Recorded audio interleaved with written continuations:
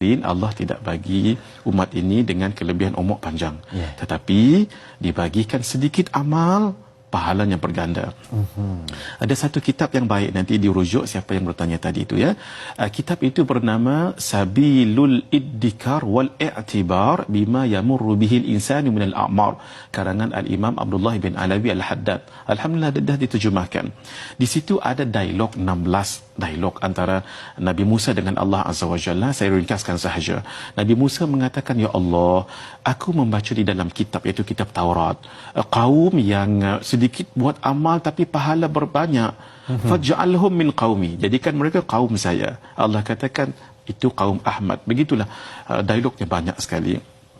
Hadirin, last sekali semua Nabi Musa sebut kelebihan umat ini dan Nabi Musa minta jadi umat baginda. Semua ditolak oleh Allah. Akhirnya pasrah Nabi Musa. Akhir Nabi Musa mengatakan, "Idzan ya Rabb, faj'alni min qaumi." Kalau lagu tu ya Allah, tak apa, jadikan saya umat Nabi itu. Maksudnya Nabi Musa sendiri mau untuk jadi umat Nabi Muhammad sallallahu alaihi wasallam. Kenapa? Itulah dia pahala kita. Sedikit amai tapi pahala berganda. Kalau nak cerita banyak sangatlah nah. Saya ambil beberapa sahajalah Syafiq nah. Baik. Hadirin, jangan tinggal solat sunat sebelum Zuhur 4 rakaat dan selepas Isya 4 rakaat. Nah, tadi ditanya apa amalan yang banyak banyak pahala, sedikit amal nah. Kita cerita tak apa. Dia banyak, saya pilih sikit saja. Jangan tinggal apa tadi, sembahyang sunat 4 rakaat sebelum Zuhur dan 4 rakaat selepas Isya. Kenapa? Nabi menyebutkan arba'un qabla adh-dhuhri, solat 4 rakaat sebelum Zuhur, ka'idlihinna ba'da al-Isya, pahalanya seperti selepas Isya. Wa arba'un ba'da al-Isya, dan 4 rakaat selepas Isya, ka'idlihinna fi lailatul qadar, seperti pahalanya mengerjakannya pada malam Lailatul Qadar. Al-Imam Al-Haddad sebut dalam kitab An-Nasaih Ad-Diniyah wal Wasaya Al-Imaniyah, 1 rakaat kalau bertepatan dikerjakan pada malam Lailatul Qadar sama dengan 30,000 rakaat. Bermakna kalau 4 rakaat tadi berapa? Darab 4 lah nah. 120,000.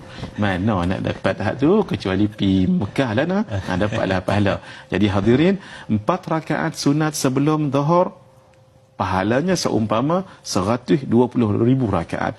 4 rakaat selepas Isya pahalanya seperti 120,000 rakaat. Campur 240,000 untuk 2 solat. Belum lagi solat yang lain.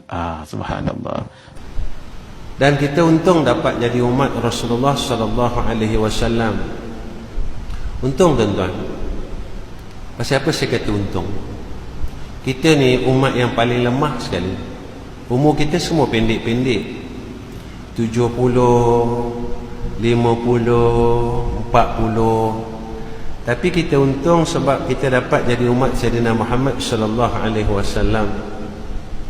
Contohnya selalu saya cakap dalam kuliah saya, siapa yang semayang sunat badiah Isya 4 rakaat menyamai dengan orang yang semayang pada malam Lailatul Qadar,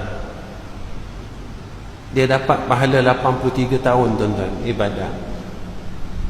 Umat lain tak dapat. Umat Nabi-Nabi sebelum tak dapat.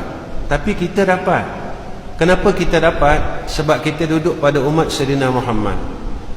Cumanya, adakah semua orang dapat? Apakah semua orang dapat sembahyang sunat ba'diyah Isya 4 rakaat? Apakah semua orang Allah bagi? Tidak. Allah akan bagi pada siapa yang dia sayang. Jika orang ni Allah sayang, Allah akan ringankan tubuh dia. Allah akan mudahkan urusannya dalam mengerjakan ibadah pada Allah. Allah akan mudahkan tuan-tuan. Mudah saja. Dia nak zikir mudah, dia nak sembahyang sunat mudah, dia nak baca Quran mudah, Masya Allah. Dia nak bangun malam mudah, Masya Allah. Tapi kenapa Allah beratkan kita? Allah susahkan kita. Kita nak sebut nama Allah, Allah susahkan kita. Padahal bukan kena ada modal tuan-tuan. Tak ada modal pun.